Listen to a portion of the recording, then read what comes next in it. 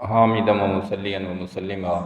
اما بعد فاعوذ باللہ من الشیطان الرجیم بسم اللہ الرحمن الرحیم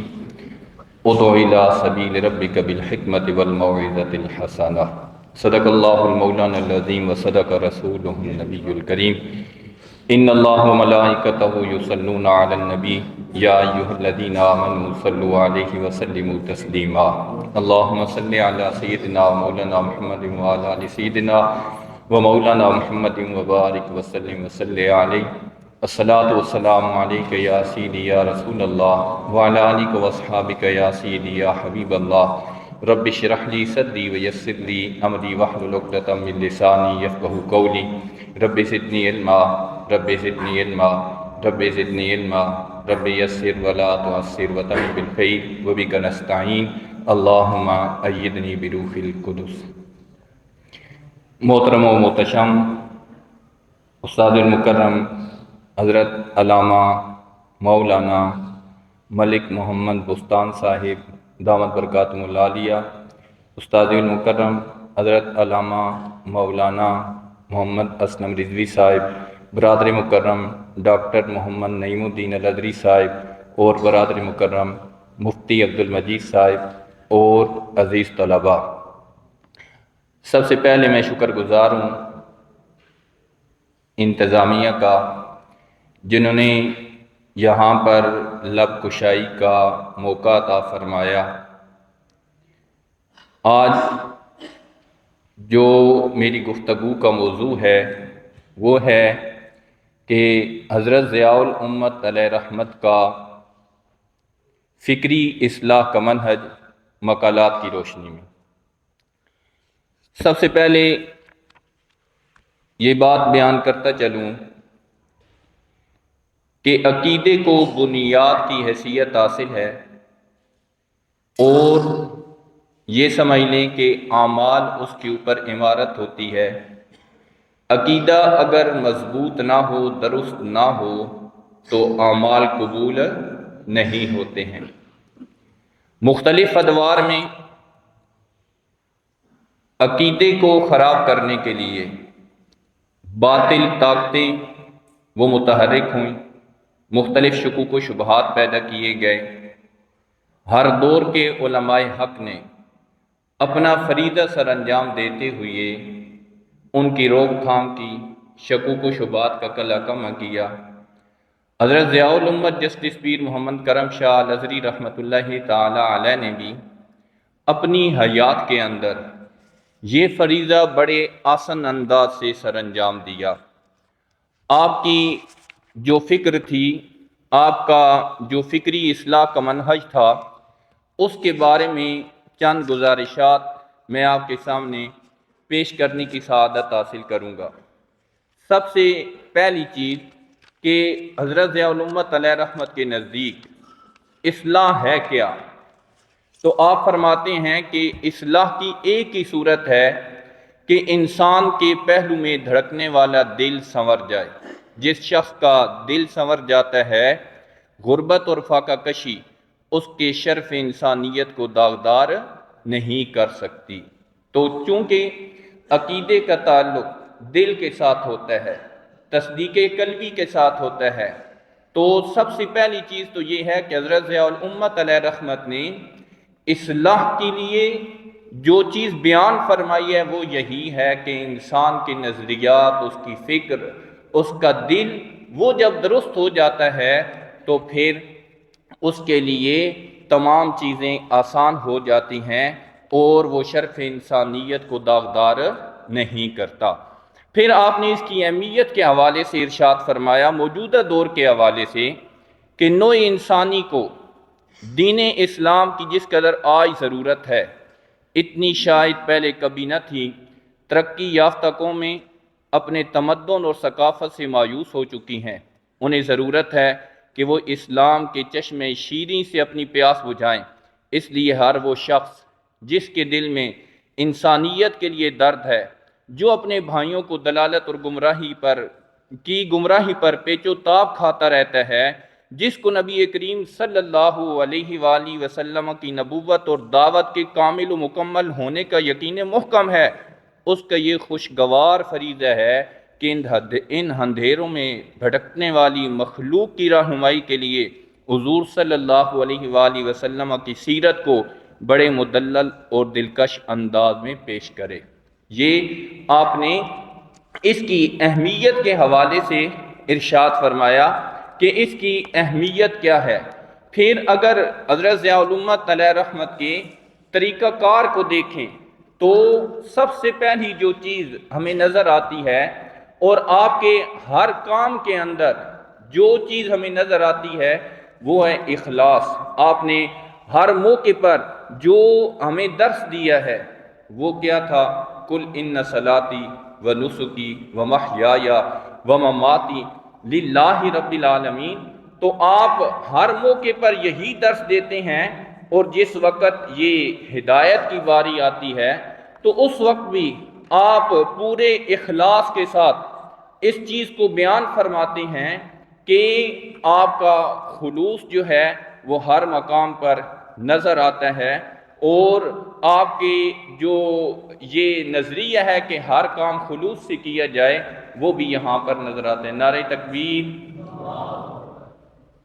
ہماری اس محفل کی زینت بنے جناب قبلہ ڈاکٹر ابو الحسن محمد شاہ صاحب، آپ کو دل کی اتھا گہرائیوں سے خوش آمدید کہتا ہوں۔ آپ فرماتے ہیں کہ دین اسلام کا ایک ادنا خادم ہونے کی حیثیت سے ہم پر فرض عائد ہوتا ہے کہ پوری دیانتداری، دل سوزی اور کمال خلوص سے ان غلط فہمیوں کو دور کرنے کی کوشش کریں تاکہ امت محمدیہ علی صاحبہا اجمل الثناء واطیب التحیت کا کوئی فرد شیطان کے گمراہ کن پروپیگنڈا سے متاثر ہو کر نعمت ایمان سے محروم نہ ہو جائے۔ تو سب سے پہلی چیز جو دائی کے لیے ضروری ہے، کسی کی فکر کی اصلاح کرنے والے کے لیے ضروری ہے، وہ ہے اخلاص، کہ اخلاص کے ساتھ، خلوص کے ساتھ کام کرے، اللہ تعالیٰ کی رضا کے لیے بندہ کام کرے، مال و زر، جہ و جلال کا وہ شیدائی نہ ہو، اسے یہ نہ ہو کہ مجھے شہرت ملے، بلکہ فقط اس کے سامنے کیا ہو کہ ایک بندہ ہدایت پا جائے اور اس سے میرا رب راضی ہو جائے تو میری بگڑی بھی بن جائے گی۔ تو یہ چیز حضرت ضیاء الامت علیہ رحمت کے منہج کے اندر جو سب سے پہلی چیز ہے وہ ہے اخلاص۔ پھر اس کے بعد اگر ہم آپ کی فکر کو دیکھیں تو جیسے آپ کی شخصیت ہمہ جہت ہے، اسی طریقے سے حضرت ضیاء الامت علیہ رحمت کی فکر بھی اور اس کے اصلاح کا طریقہ بھی ہمہ جہت ہے۔ آج ہم دیکھتے ہیں کہ کچھ لوگ وہ الہاد کے رد میں کام کر رہے ہیں، لیکن وہ دوسرے مسائل پر ان کو عبور نہیں ہوتا ہے۔ کچھ لوگ فقہی مسائل کے اندر جو دلائل ہوتے ہیں ان پر تو دسترس رکھتے ہیں، لیکن عقائد کی بحث میں ان کو مضبوطی حاصل نہیں ہوتی۔ لیکن اگر ہم دیکھیں حضرت ضیاء الامت علیہ رحمت کی فکر کو صرف مقالات کی روشنی میں، تو آپ کی فکر ہمیں ہمہ جہت نظر آتی ہے۔ کسی مقام پہ آپ فلاسفہ اور حکماء کا رد کر رہے ہیں، کسی مقام پہ منکرین سنت کا رد کر رہے ہیں، کسی مقام پر وہ معاشی نظام جن کی بنیاد الہاد کے اوپر ہے اور وہ اسلامی معاشی نظام کے مخالف چل رہے ہیں، وہاں پر ان کی اصلاح فرما رہے ہیں۔ کسی مقام پر آپ عیسائیت کا رد کر رہے ہیں، کسی مقام پر آپ فلاسفہ اور حکماء کا اور جو پہلی قومیں گزری ہیں ان کے عدل و انصاف کے نظام کے مقابلے میں اسلامی نظام عدل کو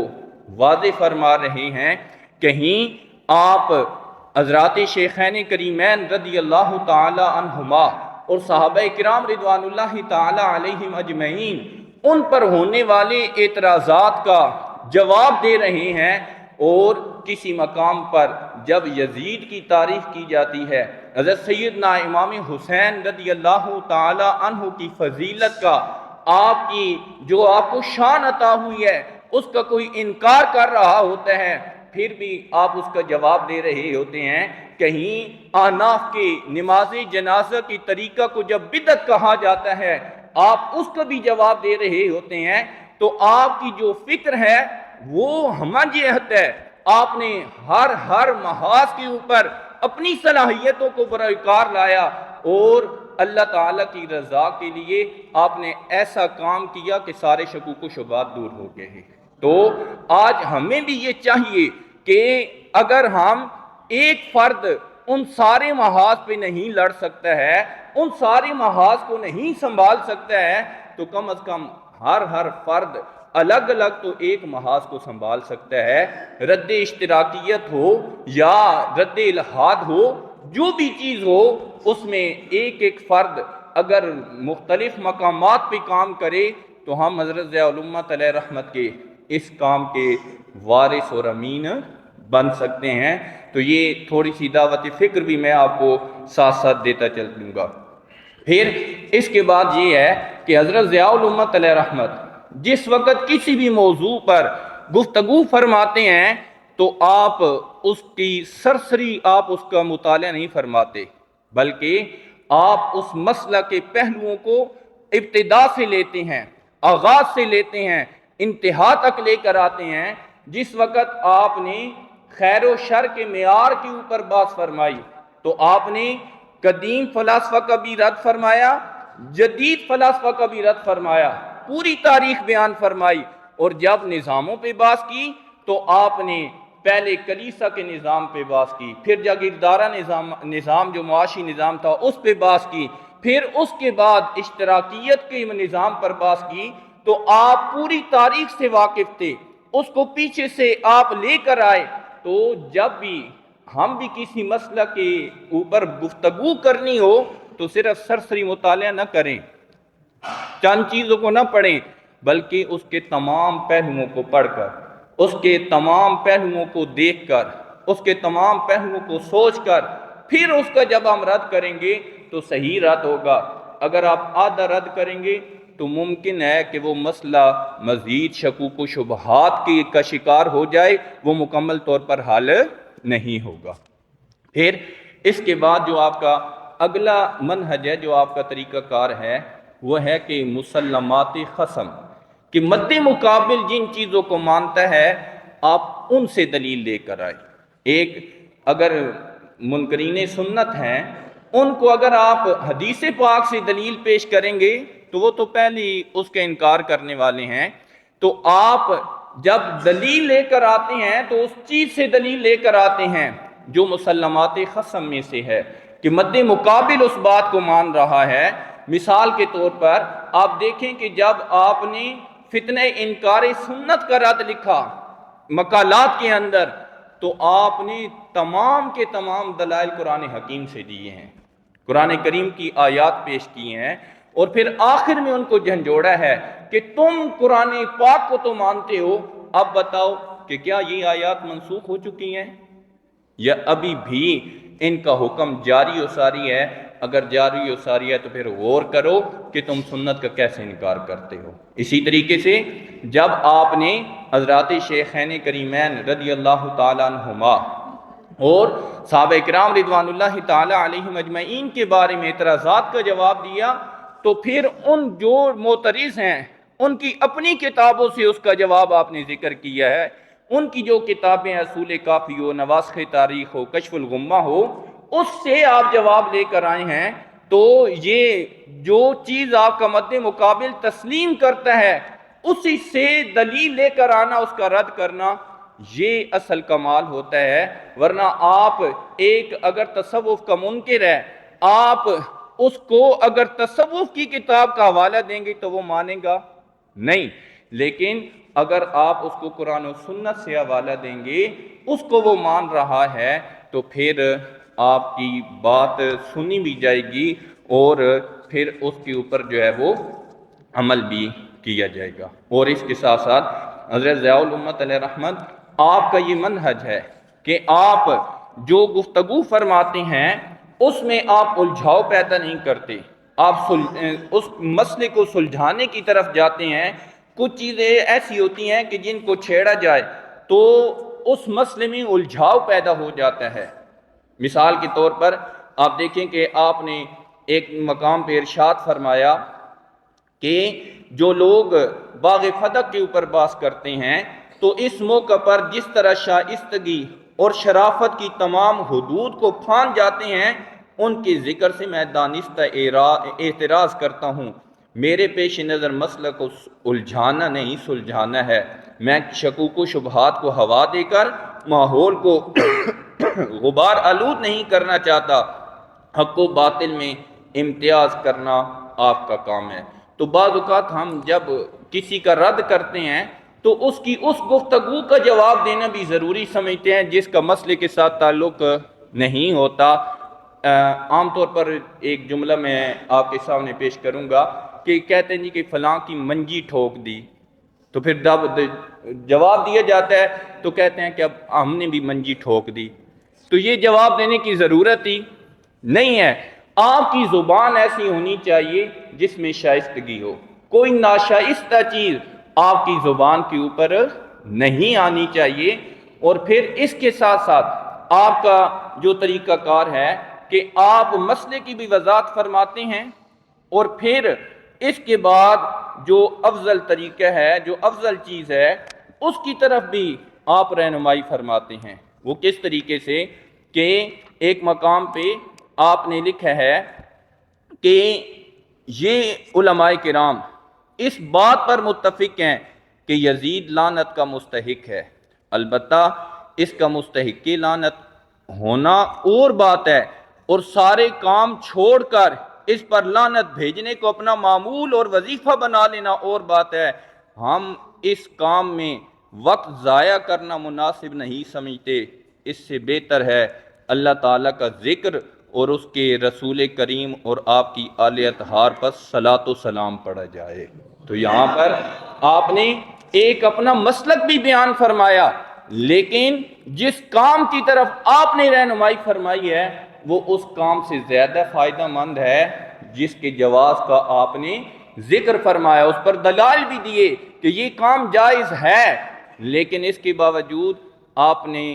یہ نہیں فرمایا کہ وہ کام کرو، بلکہ آپ نے کیا فرمایا؟ اس کے بجائے تم یہ کرو کہ اللہ تعالیٰ کا ذکر کرو، حضور سید عالم صلی اللہ علیہ وآلہ وسلم آپ کی آل اطہار پر صلاۃ و سلام پڑھو۔ تو یہ کام جو ہے وہ زیادہ مفید ہے۔ تو یہ حضرت ضیاء الامت علیہ رحمت کا یہ منہج ہے، یہ طریقہ کار ہے۔ اور پھر اس کے ساتھ ساتھ جو ایک اور چیز ضرورت ہے وہ یہ ہے کہ جس زبان میں آپ کے مد مقابل کا لٹریچر ہے، آپ کو اس زبان پر بھی عبور حاصل ہونا چاہیے۔ آپ کو پتہ ہو کہ اس کے الفاظ کیا ہیں، اس کے معانی کیا ہیں، اس میں جو اصطلاحات استعمال ہو رہی ہیں وہ کیا ہیں۔ اس کی مثال میں آپ کے سامنے پیش کرتا ہوں کہ رد اشتراکیت پر آپ نے ایک کتاب لکھی گئی انگریزی کے اندر، ورکرز پیراڈائز لاسٹ، یعنی اس کا آپ نے جو نام منتخب فرمایا، مزدوروں کی گم شدہ جنت۔ یہ ایک شخص تھا جو پہلے اشتراکیت کا حامی تھا، پھر بعد میں اس پر جو چیز تھی وہ واضح ہو گئی تو اس نے ایک کتاب لکھی۔ آپ نے اس رد اشتراکیت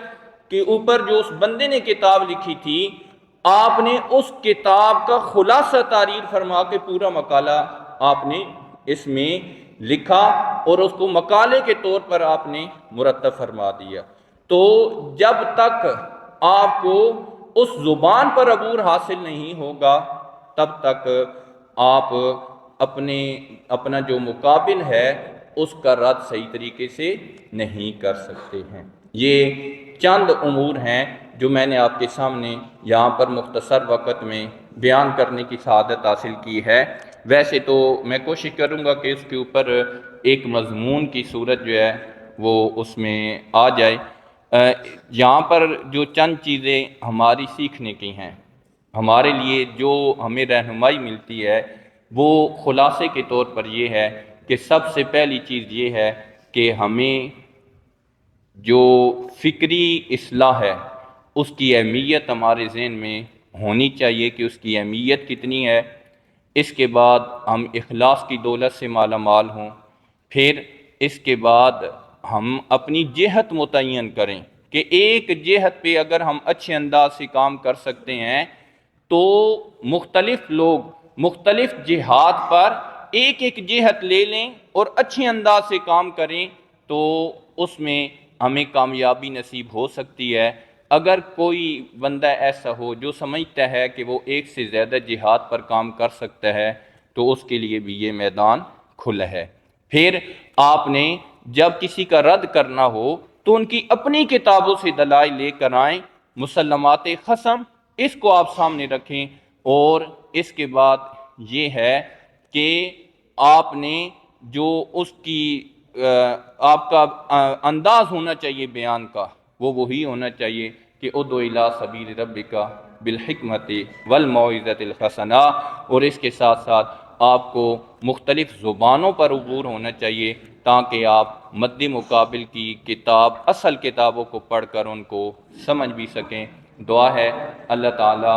ہمیں حضرت ضیاء الامت علیہ رحمت کی اس فکر سے، اس منہج سے ہمیں رہنمائی لینے کی توفیق عطا فرمائے۔ وما علیہ الا البلاغ المبین۔